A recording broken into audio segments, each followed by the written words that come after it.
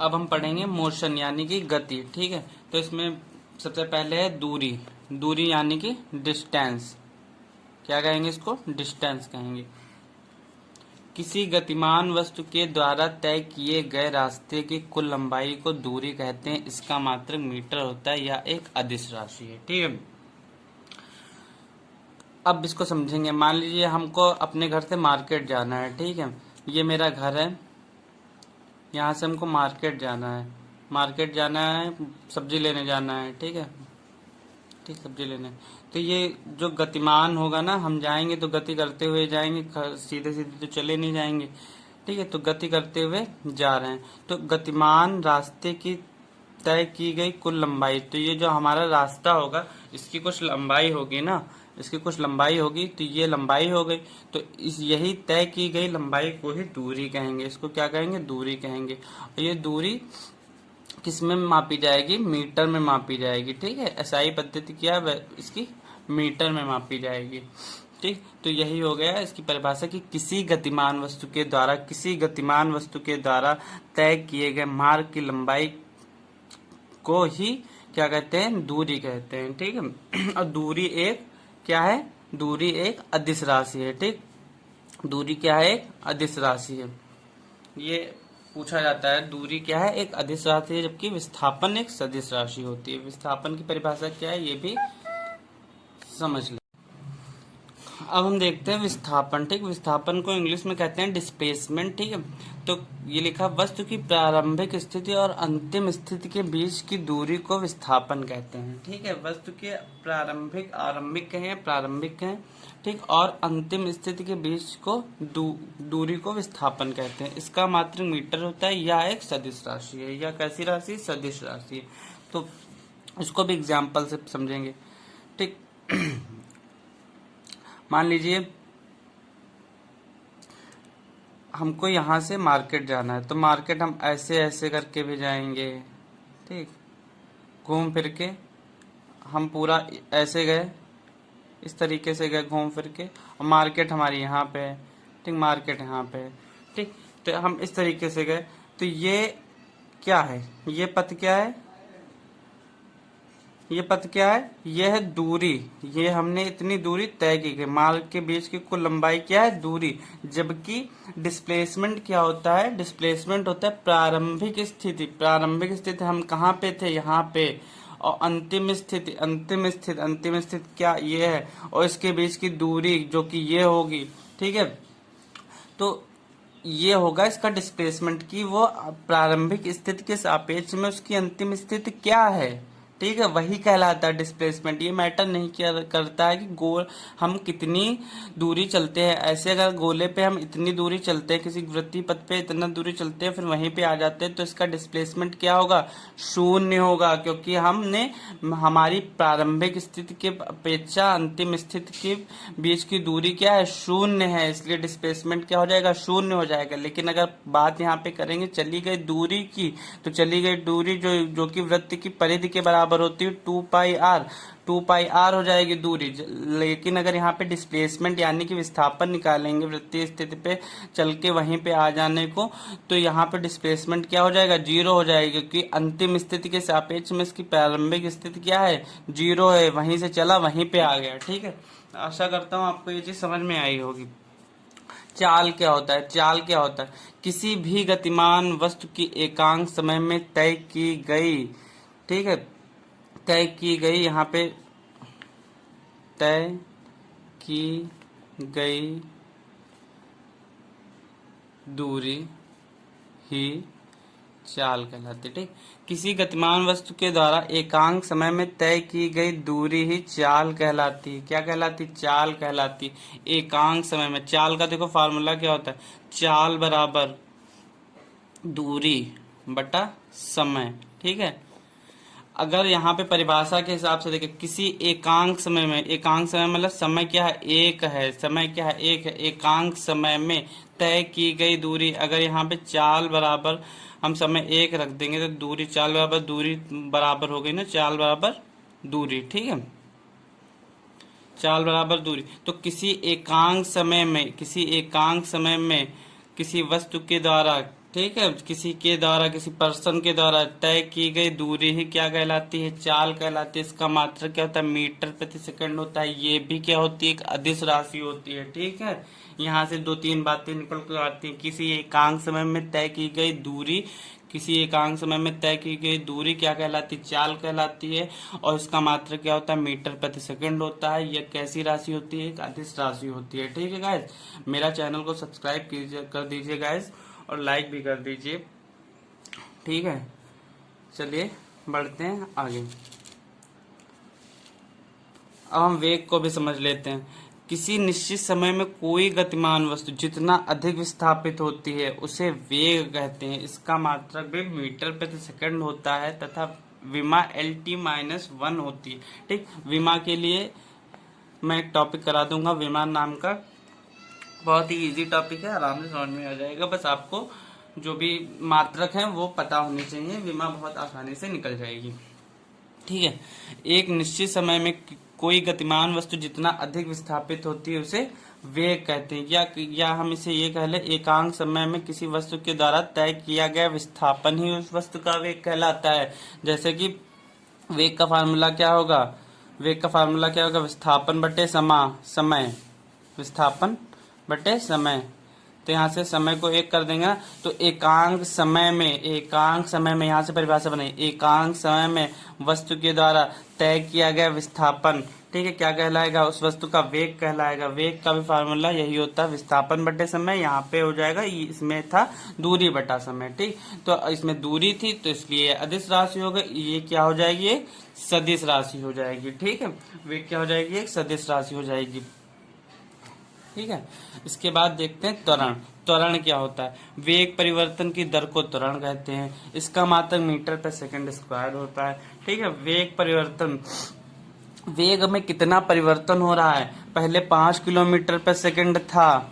ठीक, 5 किलोमीटर पर सेकंड या 5 मीटर पर सेकंड था। ठीक है, फिर 10 मीटर पर सेकंड हो गया।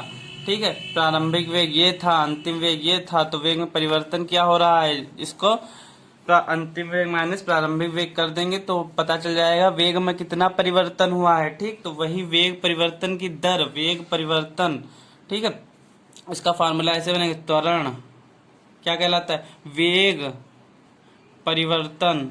वेग परिवर्तन अभी समझा दिया गया कि वेग परिवर्तन क्या होता है, कि पहले वेग कितना था, बाद में वेग कितना हुआ, उसमें परिवर्तन कितना हुआ। मान लीजिए पहले था 5, फिर हो गया 10। ठीक है, वही हो गया एक्सीलरेशन। ठीक है, ठीक, वेग परिवर्तन की दर जहां पे आ जाए वहां से समय से भाग कर दिया जाएगा। ठीक, वेग परिवर्तन की दर क्या कहलाता है, त्वरण कहलाता है। ठीक, तो वेग परिवर्तन का फार्मूला अगर हम जनरेट करते हैं तो ये ऐसे बनता है कि ए बराबर वेग त्वरण को क्या कहते हैं, ए से व्यक्त करते हैं। ठीक है, v माइनस यू बटा टी। ठीक, v क्या होता है, अंतिम वेग, u क्या होता है, प्रारंभिक वेग। ठीक, a बराबर v माइनस यू। अगर इसका हम फार्मूला मेन वाला बना लें तो ये a से t की गुणा हो जाएगी, at हो जाएगा, v माइनस यू हो जाएगा। ठीक है, अब u क्या है, u माइनस में है इधर, at इधर है, तो v को इधर रखेंगे, u को इधर भेज देंगे। ठीक है, इधर जाएगा क्या हो जाएगा, प्लस में हो जाएगा, तो v बराबर हो जाएगा u प्लस at। ठीक है, ये फार्मूला बनता है, यहाँ से क्वेश्चन भी पूछे जाते हैं। ठीक है, यहाँ पे गाइस आप लोगों को दो चीजें समझने की, वेग परिवर्तन की दर क्या कहलाती है, त्वरण कहलाती है, और उसका मात्रक क्या होता है, मीटर प्रति सेकंड स्क्वायर होता है। ठीक है, अब बढ़ते हैं आगे।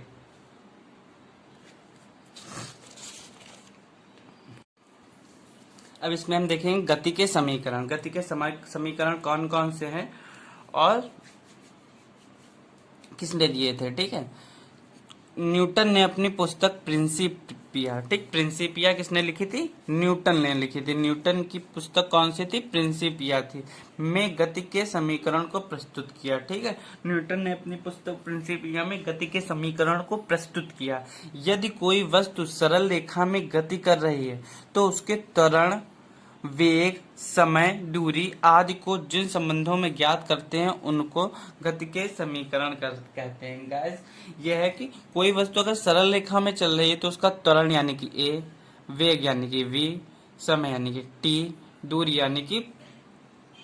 यानी कि s। ठीक है, आदि को जिन संबंधों में ज्ञात करते हैं, इनके बीच में जो रिलेशन बनता है उन्हीं को गति के समीकरण कहते हैं। ठीक है, अब कौन कौन से हैं? एक तो v बराबर यू प्लस ए टी। मैं पिछले अभी 2 मिनट पहले मैंने इस चीज को प्रूव किया था। कैसे प्रूव किया था? कि वेग परिवर्तन की दर क्या कहलाती? त्वरण कहलाती। त्वरण को हम ए से व्यक्त करते हैं। वेग परिवर्तन की दर v माइनस यू ही तो वेग है, अंतिम वेग माइनस प्रारंभिक वेग की दर मतलब नीचे टी लगा देंगे, ए और टी की गुणा हो जाएगी। ठीक, ए और टी की गुणा हो जाएगी, v माइनस यू हो जाएगा। अगर v बराबर करेंगे तो v बराबर हो जाएगा u प्लस ए टी। ठीक है, ये बन गया गति का पहला समीकरण। ऐसे ही बन गया दूसरा समीकरण, क्या बना? s बराबर u t plus half a t square. S बराबर u t plus half a t square. यहां से हमने v को हटा देंगे। ठीक है, v को हटा के v की वैल्यू रख देंगे तो आ जाएगा s बराबर u t plus half a t square. ठीक है, इसको भी प्रूफ कर देते हैं गाइस। v बराबर क्या होता है? चाल बराबर क्या होता है? चाल बराबर होता है दूरी बटा समय। ठीक, दूरी बटा समय होता है। मतलब अगर हम कहें कि चाल बराबर दूरी बटा समय, तो दूरी क्या है? s है, समय क्या है? t है, तो v बराबर s अपॉन टी आया। ठीक, v बराबर s अपॉन टी आया, तो v बराबर s अपॉन टी की वैल्यू इसमें रख दो, s upon T u plus A T. ठीक, तो अब ये s इधर ही रहेगा, u की t से गुणा होगी तो u t हो गया, प्लस a टी की टी से गुणा हो गया तो टी स्क्वायर हो गया। ये गति का दूसरा समीकरण भी गैस प्रूफ हो गया। ठीक, इसी प्रकार से हम यहाँ पे यहाँ पे u है, u की वैल्यू हटा देंगे, u की वैल्यू रख देंगे तो इसका सॉरी गैस, u की वैल्यू नहीं t की वैल्यू रख देंगे तो v स्क्वायर बराबर u स्क्वायर प्लस 2as हो जाएगा। ठीक है, इसी तरीके से तीनों समीकरण, इसको आप अच्छे तरीके से याद कर लीजिए। पहला क्या है? s बराबर u प्लस ए टी। दूसरा क्या है? s बराबर u t plus half a t square. तीसरा क्या है? v स्क्वायर बराबर u स्क्वायर प्लस 2as। यहाँ पे सारी चीजें भी समझ लीजिए कि u क्या है? u है प्रारंभिक वेग, a है त्वरण, t है समय, s है दूरी, v है अंतिम वेग। ठीक, यही चीज अगर वस्तु को नीचे फेंकेंगे तो क्या नीचे फेंकने पे क्या होता है? वस्तु को ऊपर या नीचे फेंकने पे क्या होता है? क्या काम करता है? वहां पे त्वरण एक ही जगह कौन सा त्वरण काम करता है? जी क्या काम करता है? जी क्या होता है? जी होता है गुरुत्वीय त्वरण। ठीक है, जो किसी वस्तु पे उसके द्रव्यमान के कारण लगता है। ठीक है, वो क्या कहलाता है? गुरुत्वीय त्वरण कहलाता है। अब उसके द्रव्यमान के कारण, भार के कारण लगता है उस पर त्वरण एक तरीके का, उसको क्या कहते हैं? गुरुत्वीय त्वरण कहते हैं। ठीक है, तो वस्तु को ऊपर या नीचे फेंकने पर उसमें एक ही जगह हम जी रख देंगे तो वही बन जाएगा v बराबर u plus g t, s बराबर u t plus half g t square, v square बराबर यू स्क्वायर प्लस 2gh।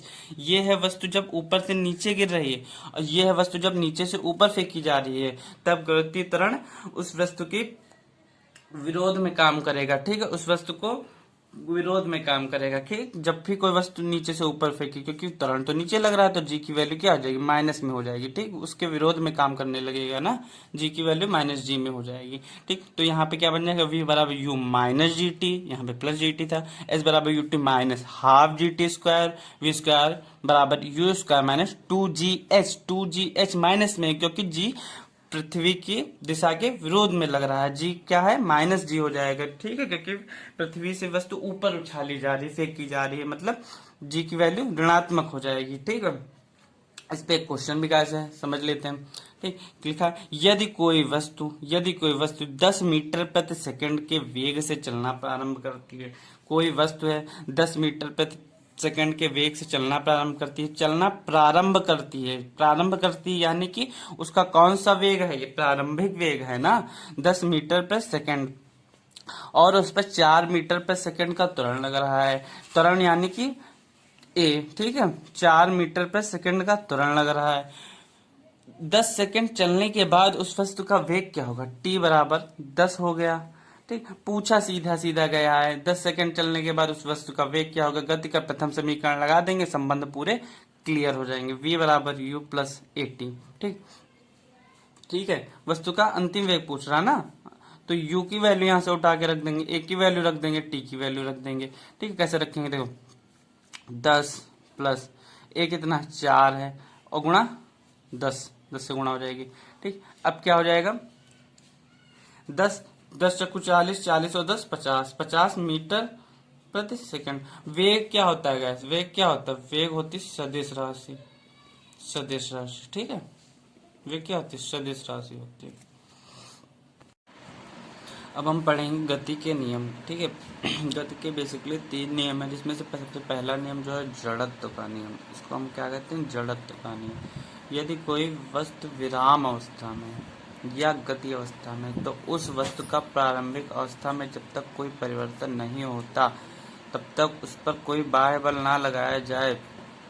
इस नियम को गैलीलियो का नियम भी कहते हैं। कहने का मतलब ये, यदि किसी वस्तु को में, ठीक है, अगर कोई वस्तु विराम अवस्था में है तो विराम अवस्था में रहेगी, गति अवस्था में है तो गति अवस्था में रहेगी, जब तक उस पर कोई बाह्य बल ना लगाया जाए। मतलब एक वस्तु जैसे मान लो रुकी है, ठीक है, कोई वस्तु रुकी है, बस रुकी है, ठीक, तो अगर वो विराम अवस्था में तो विरामी अवस्था में तो रहेगी जब तक उस पर कोई बाह्य बल नहीं लगाया जाता है। गति अवस्था में है तो गति अवस्था में ही रहेगी, ठीक। और कब तक रहेगी, जब तक उस पर कोई बाह्य बल ना लगाया जाए, ठीक है, गति अवस्था में ही रहती है। अब इसके बाद में जैसे कि पेड़ इसको जड़त्व का नियम भी कहते हैं। जड़त्व का नियम क्या होता है, अच्छा, जैसे कि हम कभी जैसे कभी हम गाड़ी से चलते हैं तो अचानक से जब गाड़ी रुक जाती है, बस रुक जाती है, तो आगे की ओर धक्का लगता है, ठीक है, आगे की ओर झटका लगता है। जब रुक जाती है तो हम लोग आगे को शिफ्ट होने लगते हैं, मतलब कि हमारा जो शरीर होता है वो गति अवस्था में रहता है और बस रुक जाती है, ठीक। जब तक कि हमारे शरीर को इस चीज़ का पता चलता है तब तक कि हम थोड़ा सा लेट उस चीज़ को एडजस्ट कर पाते हैं। तो यही क्या कहलाता है, जड़त्व कहलाता है। जैसे कि कभी कभी जामुन के पेड़ से जामुन तोड़ते तो पेड़ को हिला देते हैं, ठीक है, या किसी गर्दा कहीं से कंबल पर से धूल झाड़ते हैं तो भी वो जड़त्व के कारण उस पर तेज से झटका मारते हैं। तो झटका मारने के बाद में वो वस्तु जो है वो गति अवस्था में रहती है, जबकि उस पर धूल, मिट्टी या आम जो भी उस पर जामुन लगे हैं पेड़ पे वो विरामी अवस्था में रहते हैं, तो वो अलग हो जाते हैं उससे, ठीक है। तो इस तरीके से इसका एग्जाम्पल, इससे एग्जाम्पल काफ़ी पूछे जाते हैं कि पेड़ हिलाने पर पत्ते और फल गिर जाते हैं, ये किस कारण होता है, किस कारण होता है, जड़त्व के कारण।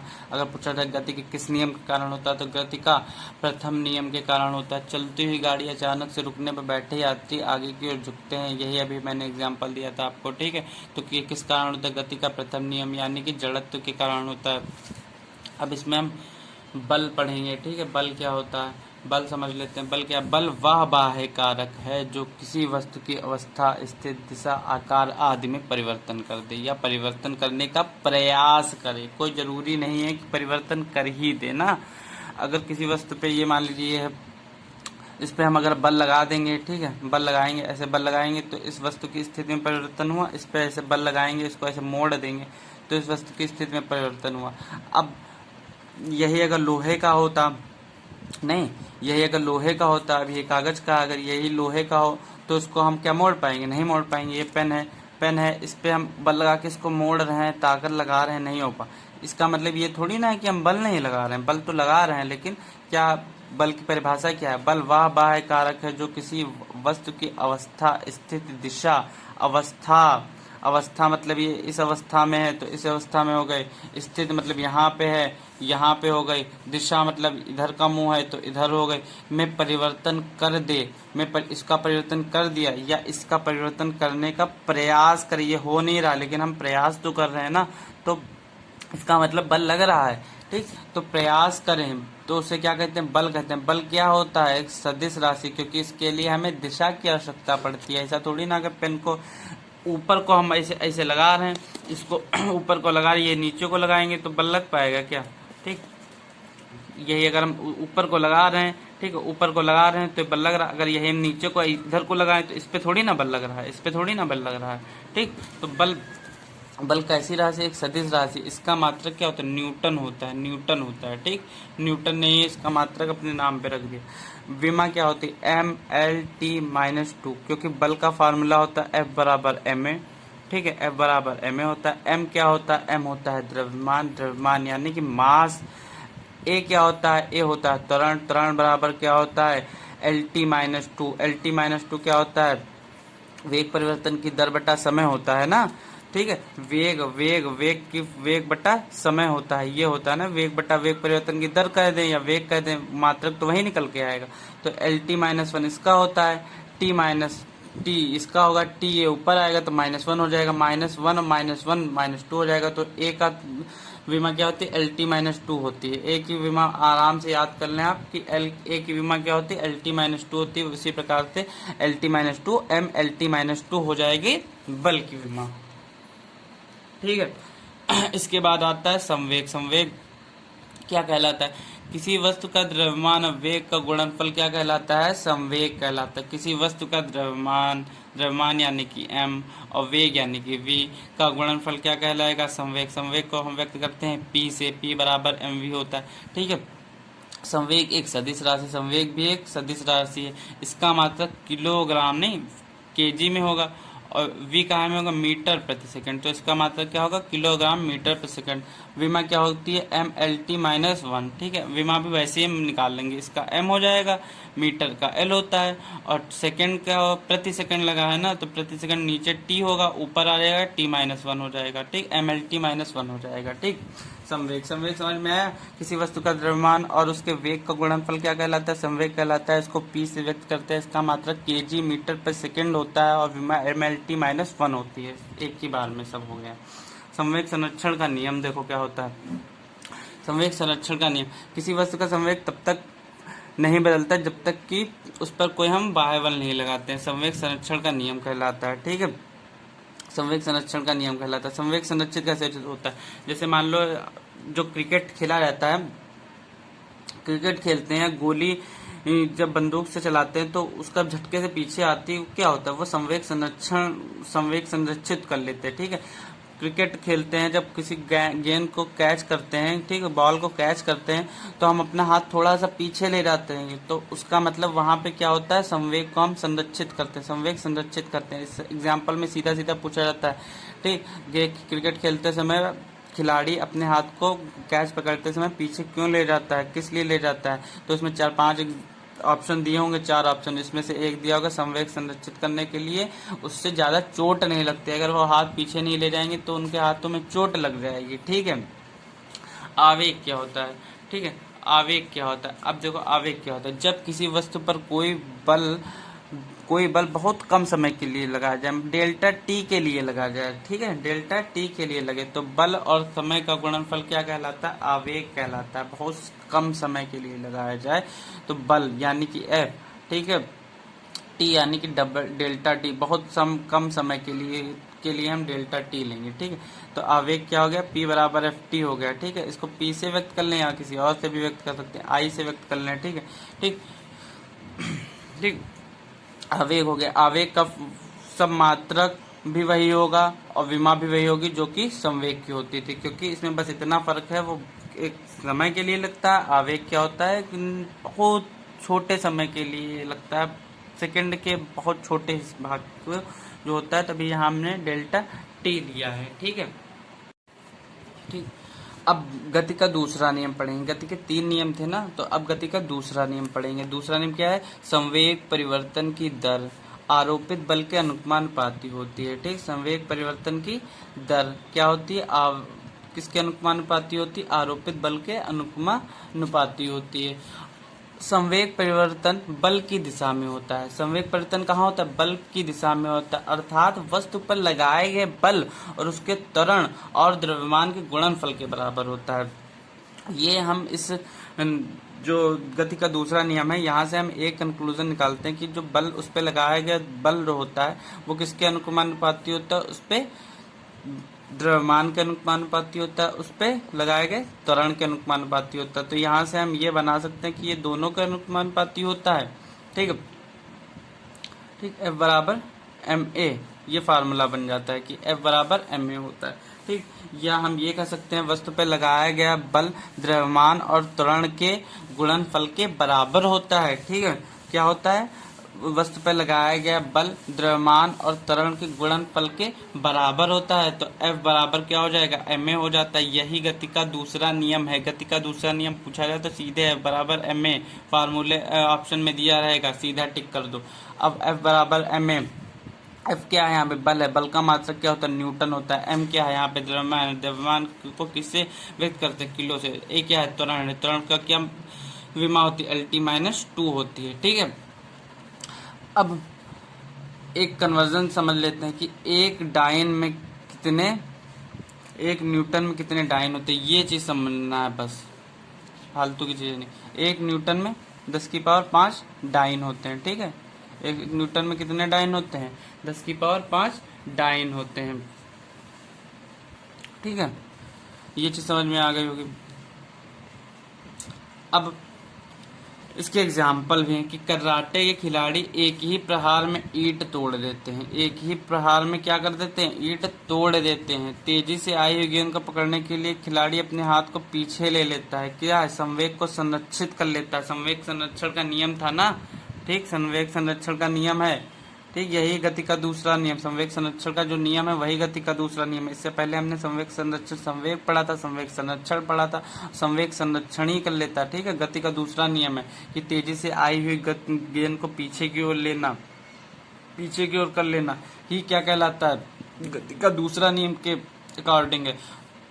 कराटे खेलते हुए खिलाड़ी एक ही प्रहार में ईंट तोड़ देते हैं। बहुत कम समय के लिए बल बहुत ज़्यादा लगाते हैं ना, बहुत कम समय के लिए बहुत ज़्यादा बल लगा देते हैं, तो क्या होता है, कम समय के लिए बहुत ज़्यादा बल लगा देते हैं तो वो ईंट टूट जाती है। वही अगर बहुत ज़्यादा समय के लिए वही बल लगाएं तो नहीं टूटेगी। ठीक है, क्योंकि उसका संवेग संरक्षित हो जाएगा और हमको संवेग संरक्षित नहीं करना है। संवेग संरक्षित नहीं करेंगे तो क्या होगा, वो टूट जाएगी। जैसे तेजी से आई हुई गेंद, अगर तेजी से आई गेंद को पीछे ले लेंगे, समय बढ़ा देंगे तो क्या होगा, संवेग संरक्षित हो जाएगा और वो चोट नहीं लगेगी। अब वही तेजी से आई हुई गेंद को झटके से हाथ में ले लो तो झट से हाथ में चोट लग जाएगी, हो सकता है उंगली टूट टाट जाए। ठीक है, ठीक, ये हो गया गति का दूसरा नियम। गति का तीसरा नियम क्या कहता है, गति का तीसरा नियम से भी बहुत ज़्यादा क्वेश्चन पूछे जाते हैं और यहाँ से क्वेश्चन सिर्फ और सिर्फ एग्जाम्पल से ही ज़्यादा पूछे जाते हैं। एक उदाहरण दे दिया जाएगा, पूछा जाएगा ये गति का कौन सा नियम है, गति का प्रथम नियम है, गति का द्वितीय नियम है, गति का तृतीय नियम है। ठीक है, तो यहाँ पे क्या है, प्रत्येक क्रिया बराबर प्रतिक्रिया होती है। जब कोई वस्तु कोई क्रिया करती है तो उस पर प्रतिक्रिया भी बराबर होती है, परंतु विपरीत दिशा में होती है। क्या होती है, परंतु विपरीत दिशा में होती है। क्रिया और प्रतिक्रिया परिमाण में बराबर, दिशा में विपरीत। गति का द्वितीय तृतीय नियम यही कहता है, प्रत्येक क्रिया के पश्चात बराबर प्रतिक्रिया होती है विपरीत दिशा में। ठीक है, जैसे कि, ठीक है, जैसे कि क्या होता है, जैसे कि हम किसी गेंद को अगर दीवार पे मारते हैं तो वो गेंद टकराकर वापस आ जाती है। क्या होती है, टकराकर वापस आ जाती है, टकराकर वापस आ जाती है। क्यों आ जाती है, क्योंकि वो क्रिया प्रतिक्रिया का ही नियम का पालन करता है। अगर मान लो हम लोग नाव में बैठने जा रहे हैं, ठीक है, नाव में बैठने जा रहे हैं तो हमको नाव से बैठने के बाद में नाव से उतरना है। ठीक, नाव से उतरना है तो नाव से उतरने के लिए हम लोग जमीन पे आएंगे। ठीक है, ये नाव है, ठीक, नाव से उतरने के लिए यहाँ पे जमीन है, यहाँ पे आएंगे तो इसको पीछे धक्का देंगे तभी तो आगे आएंगे। तो उस समय पे क्या होगी, नाव थोड़ा पीछे खिसक जाती है। ऐसा क्यों होता है, क्योंकि क्रिया प्रतिक्रिया, हम आगे को बढ़ेंगे पीछे बल लगाएंगे। मनुष्य पृथ्वी पर चलता है, किस चलने का उदाहरण, किसका उदाहरण है, कौन सी गति के किस नियम का उदाहरण, तृतीय नियम का, क्योंकि हम पीछे धक्का देते तभी तो आगे बढ़ते हैं। रॉकेट का उड़ना, रॉकेट में फ्यूल क्या होता है, पीछे की ओर फ्यूल भरा जाता है, वो पीछे की ओर बल लगाता है जिससे कि वो ऊपर उड़ सकता है। ठीक है, ये रॉकेट का नियम है। ठीक, यहाँ पे गति के तीनों नियम कंप्लीट हो गए हैं। आशा करता हूँ आपको ये वीडियो अच्छा लगा होगा। वीडियो पसंद आए तो लाइक कीजिए गाइस और चैनल को सब्सक्राइब कीजिए। थैंक यू, जय हिंद, जय भारत, वंदे मातरम।